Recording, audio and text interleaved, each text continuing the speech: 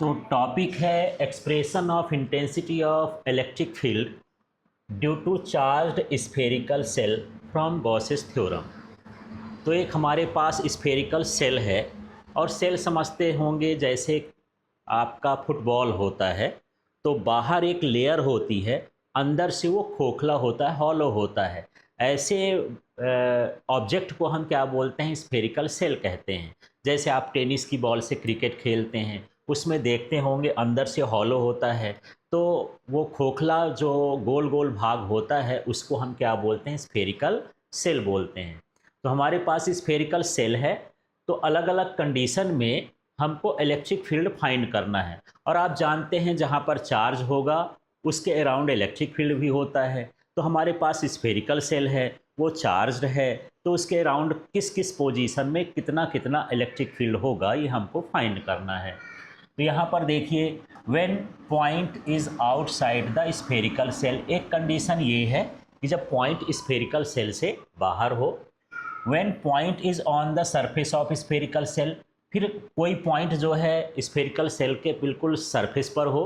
फिर है when point is inside the spherical cell, और जब पॉइंट स्फेरिकल सेल के इनसाइड हो, अंदर हो। ये तीनों कंडीशन में इलेक्ट्रिक फील्ड कितना होगा ये हमको फाइंड करना है।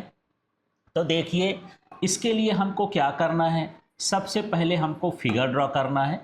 इसके बाद यहाँ पर वही सिस्टम है कि हम डी फाई ई करके इलेक्ट्रिक फ्लक्स निकालेंगे। ये क्या है? E D s cos theta. इसके बाद हम टोटल इलेक्ट्रिक फ्लक्स निकालेंगे, और इसके बाद हम यहाँ पर जो है गॉस थ्योरम का इलेक्ट्रिक फ्लक्स निकालेंगे, मतलब phi E equal to q upon epsilon naught. इसके बाद हम इनका कंपेयर कर देंगे, माने इससे जो फर्स्ट इक्वेशन आएगा इससे सेकंड इक्वेशन, फर्स्ट और सेकंड का हम क्या करेंगे? कंपेयर। तो हमारे पास फार्मूला आ जाएगा E equal to 1/4 epsilon naught q upon are square. बस ये स्टेप्स ध्यान रखना है। तो देख लिए, ये आपका जो है कम से कम 2 पेजेस 3 पेजेस का क्वेश्चन आंसर है। उस आंसर को आप इससे इस तरह से सॉर्ट आउट कर सकते हो। तो सबसे पहले आपको फिगर ड्रॉ करना है, फिर ये इलेक्ट्रिक फ्लक्स निकालना है, फिर टोटल इलेक्ट्रिक फ्लक्स निकालना है, फिर गॉसेस थ्योरम को अप्लाई करना है, वो फार्मूला लिखना है, दोनों को कंपेयर कर देंगे। कंपेयर करने पर इलेक्ट्रिक फील्ड का फार्मूला ये आ जाएगा। बस इतना ध्यान रखना है, सारा क्वेश्चन ईजिली हो जाएगा। तो चलिए इन स्टेप्स को फॉलो करते हैं और इसको सॉल्व करते हैं। तो पहली कंडीशन है when point is outside the shell. यदि पॉइंट आउटसाइड हो सेल के, तो देखिए, तो यहाँ पर हम जो है एक डायग्राम बनाते हैं, फिगर बनाते हैं। सबसे पहले ये समझिए कि यहाँ पर ये जो बना हुआ है ये स्फेरिकल सेल है, ये चार्ज्ड है। यहाँ पर मैं इस तरह से चार्ज लिख देता हूँ। ये इसके सरफेस पर चार्ज है इस तरह से। ये हमारे पास स्फेरिकल सेल हो गई, चार्ज्ड स्फेरिकल सेल। इसका सेंटर क्या हो गया? O, और इसका रेडियस क्या हो गया? R। अब इसका हम जो इलेक्ट्रिक फील्ड फाइंड करेंगे गॉसेस थ्योरम से फाइंड करेंगे, लेकिन गॉस थ्योरम तभी अप्लाई होता है जब चार्ज किसी सरफेस से इनक्लोज्ड हो।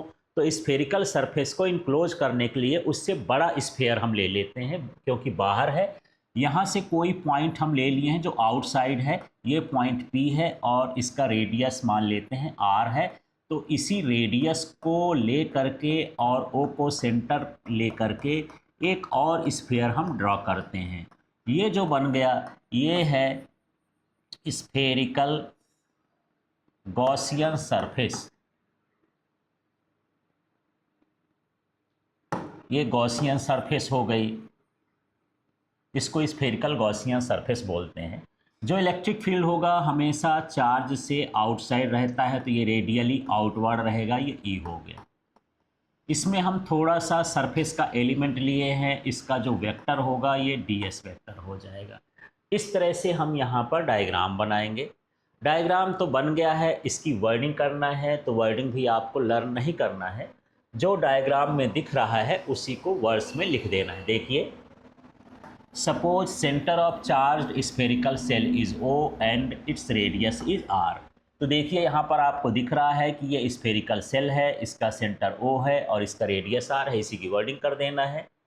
There is point P at distance R from its centre at which intensity of electric field is to be found.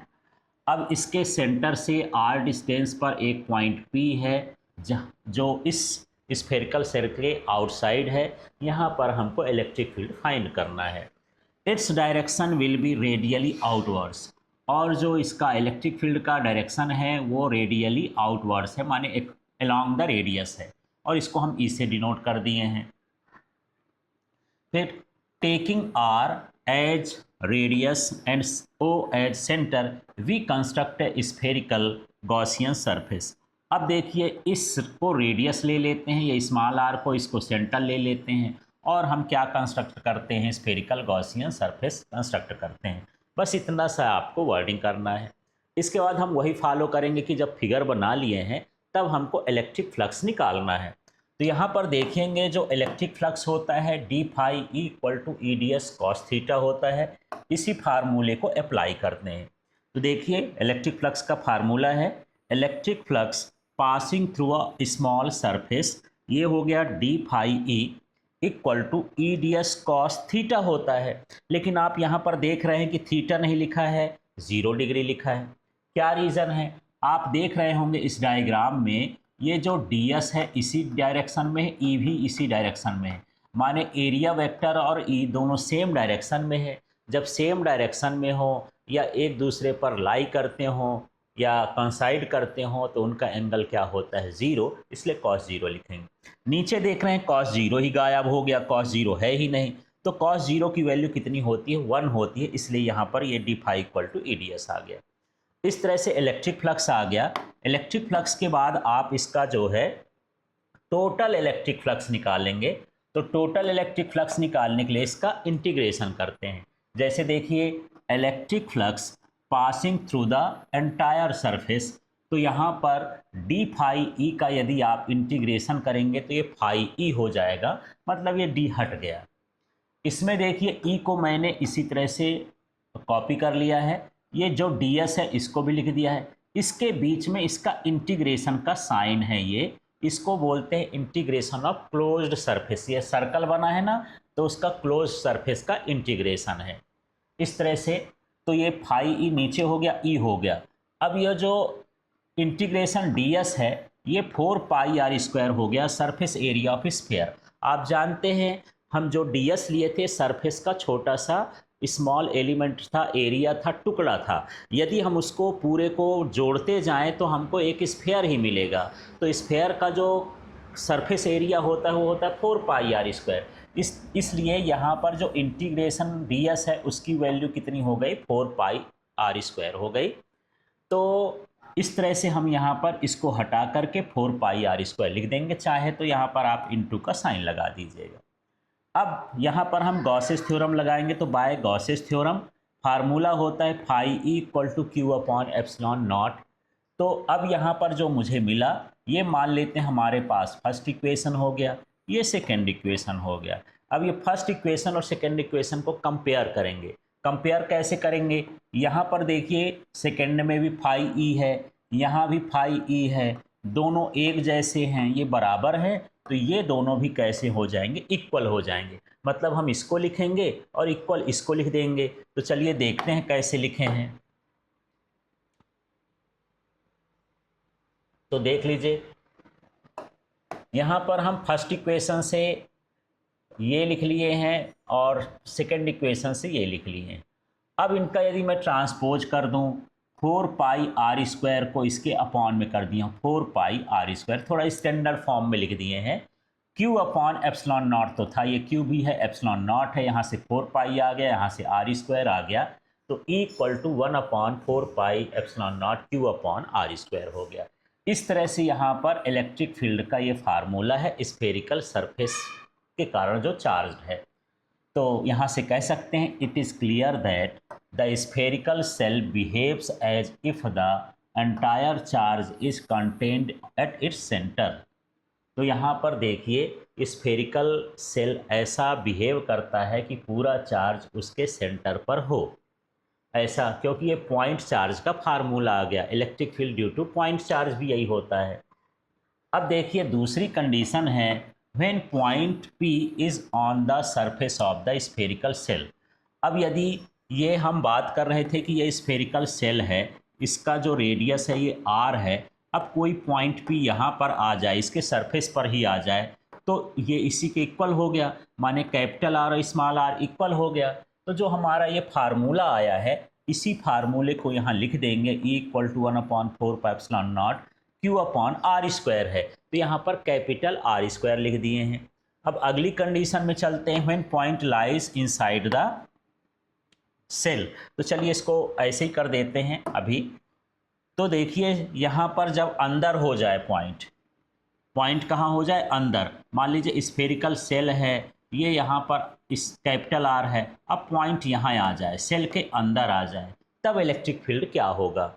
तो यहाँ पर देखिए इलेक्ट्रिक फील्ड की वैल्यू क्या होगी, 0, क्योंकि कोई भी चार्ज किसी भी कंडक्टर के अंदर लाई नहीं करता है, हमेशा उसके सरफेस पर लाई करता है। तो जब उसके अंदर चार्ज ही नहीं है तो इलेक्ट्रिक फील्ड भी नहीं होगा, इसलिए वहाँ पर इलेक्ट्रिक फील्ड क्या होता है, 0। तो since all the charges of a spherical shell are on its surface, the intensity of electric field inside the shell is 0, इसलिए इलेक्ट्रिक फील्ड उसके अंदर क्या होगी, 0 होगी।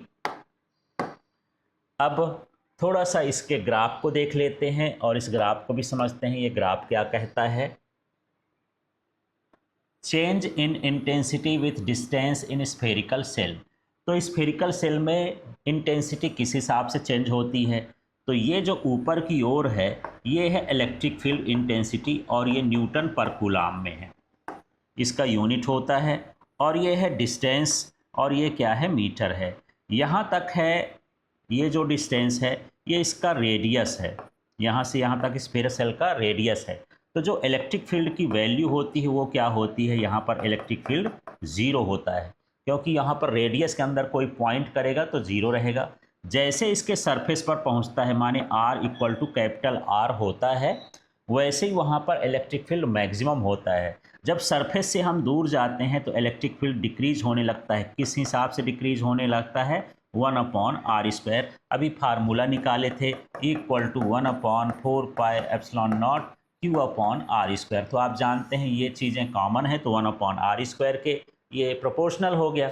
इस तरह से इलेक्ट्रिक फील्ड का बिहेवियर होता है।